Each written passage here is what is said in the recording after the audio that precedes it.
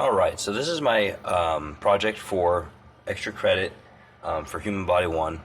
And basically, I kind of wanted to do something a little bit different. So what I decided to do was I decided to cover my mom's recent surgery.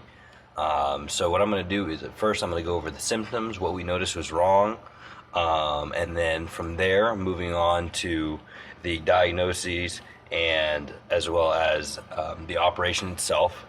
And then after that, post-op details. But yeah, like I said, this is really recent, so and this kind of fits in with the pituitary stuff that we've been working on in class recently, and I felt like this was a good thing to do my project on, and I can talk forever about it.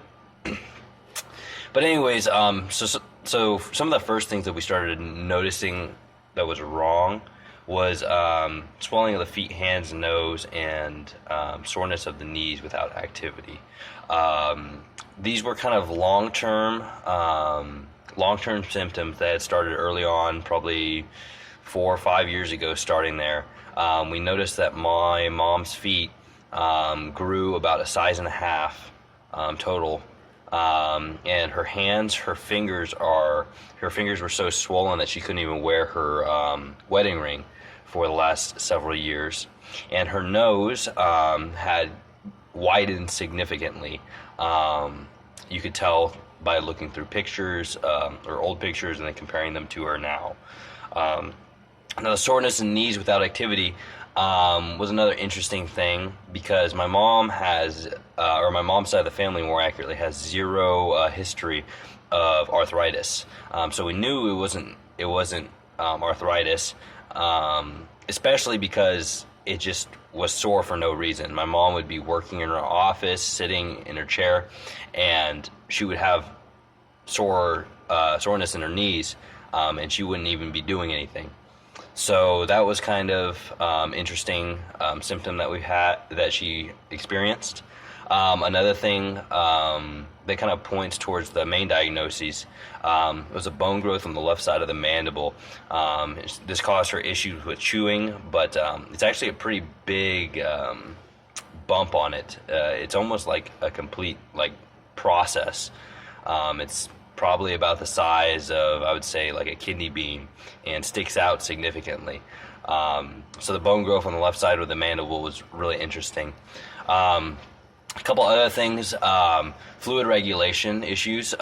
When she would exercise, go on walks and stuff like that, she would experience excessive sweating, and also swelling of her feet and hands, just basically having lots of liquid or edema in her hands and feet. And the other thing that was really kind of tipping us off was her type 2 diabetes control was getting worse. She was exercising well, she was eating well, but still her diabetes control was not where it should have been. And we weren't really sure why that was. Now, the last thing that really made us question what was going on was she started lactating. This was about, I would say, a month before she went to see the surgeon and the specialist. But she started lactating, and she hasn't had a baby in 12 years. So that was kind of weird, and I'll talk more about that with the hormone test results. But anyways, the main diagnosis was acromegaly. So acromegaly is characterized by enlargement of the hands, feet, and nose, and it can happen early onset in childhood, but it also can happen through genetics and just changing genetics through aging. But because of the diabetic control getting worse, the lactation, and fluid regulation issues, we thought that there was more to just a possibility of genetic development of acromegaly. So we ordered a hormone test basically the day that we took her to the hospital, and the hormone test results showed that she had 2.5 times the amount of human growth hormone, which does affect IGF-1. So human growth hormone affects the production of IGF-1 in the liver, but IGF-1 was greater than 2 times the normal amount, and then prolactin was 1.7 times of the normal amount. And this is interesting because prolactin is what caused the lactation, but again, normal prolactin levels are much lower than what she would have had even when she wasn't pregnant. So it was a really interesting thing to find that her prolactin was significantly high. So this all kind of led to the possible anatomical cause, and you can probably see where I'm going with this. But with the high growth hormone and the prolactin, the doctors basically figured out that it was due to a lack of proper pituitary function. Now, and there's a little pituitary gland there. Now, going on from that, from the symptoms, immediately she took a CT scan. Now, this CT scan is a coronal plane going through the pituitary, and you can kind of see this is the front portion of the brain here and the frontal view. And the pituitary sits in the midbrain, deep to the frontal lobe. So this is a normal kind of schematic of a healthy pituitary, but my mom's CT scan results showed that there was in fact a tumor. So this tumor, the doctors diagnosed it as a non-hormone secreting tumor. So basically how this tumor was disrupting pituitary function was just due to the compression of the pituitary gland in the sella turcica. And another big thing that I want to mention here, the sphenoid sinus is below the pituitary, but it also curves up in front like this. So if you can imagine, it comes out in front of the pituitary out of the paper. So going on from there, obviously removal of the tumor was necessary. So the operation is called a transnasal transphenoidal resection of a pituitary tumor. So basically what that means is transnasal means passing through the nasal cavity. Transphenoidal means passing through the sphenoid bone and the sphenoid sinus. And resection means removal of the pituitary tumor. So this is just a simple schematic, again, not too detailed, so it's not too cluttered. But you can see here, this is the sphenoid. Here's the pituitary and the pituitary tumor. And this is the sphenoid sinus. And the bottom of the base of the sella turcica is right underneath the pituitary. Now, one thing important to mention is that there is not just bone protecting the pituitary. There's also the layer of the central nervous system, the dura, covering that, and I'll get to that in a second. But basically, the operation involves two surgeons. One, an ENT surgeon, and two, the neurosurgeon. So basically, what the job of the ENT surgeon is to first navigate to the frontal portion of the sphenoid sinus by the nasal cavity. So they, when they did the operation, they inserted an endoscope through the left nostril up into the nasal cavity. Once reaching the sphenoid, they used a diamond drill to cut a hole in the sphenoid bone to get access to the sphenoid sinus. Once that happened, I'm not sure if the ENT surgeon does this or it might be the neurosurgeon who does this. They didn't explain all of it in that far of detail. But basically, they cut through the sella turcica again with a diamond drill, and that in turn exposes the dura, and then underneath the layer of the dura would be the pituitary and the pituitary tumor. So again, the ENT surgeon cuts through sphenoid and sphenoid sinus with a diamond drill. And then after that, the neurosurgeon cuts through the dura and begins removal of the tumor. So they have special tools. The surgeon that I talked to, the neurosurgeon, when we visited the hospital, described the tool as kind of like a spoon, like a really small spoon. So they use the endoscope to kind of look at what's happening there, and they use a small spoon-like tool to kind of scrape the pituitary tumor off the pituitary gland.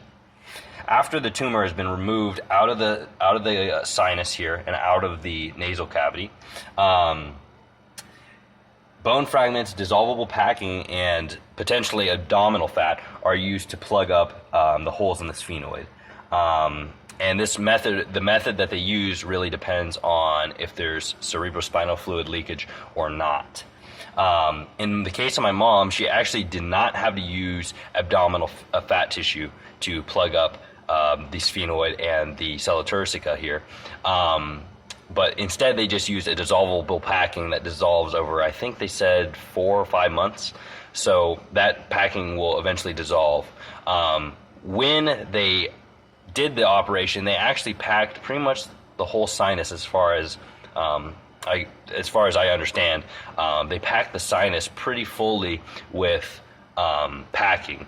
And this did one of two things. So basically, they did this because they wanted to eliminate the possibility of a cerebrospinal fluid leak. And another aspect of this is this causes a lot of pain. My mom was having a lot of headaches and stuff. So we'll go ahead and get into post-operation now. So post-operation, the main potential risks were a cerebrospinal fluid leak and pituitary trauma. So both of these make it necessary that the patient stays in ICU after the operation. The cerebrospinal fluid leak, the cerebrospinal fluid is very important for helping protect the central nervous system, and having a leak of cerebral spinal fluid could be very dangerous. So after the operation, the doctors kept asking my mom if she had tasted a salty fluid going down the back of her throat. Luckily, she did not have a cerebral spinal fluid leak, and so this wasn't really anything that we had to worry about all that much. The other potential risk is pituitary trauma. So pituitary trauma occurs after any sort of disruption of the pituitary. So removing the tumor could cause pituitary trauma, although the tumor to begin with was likely causing the pituitary trauma that was causing the hormonal imbalances in the first place.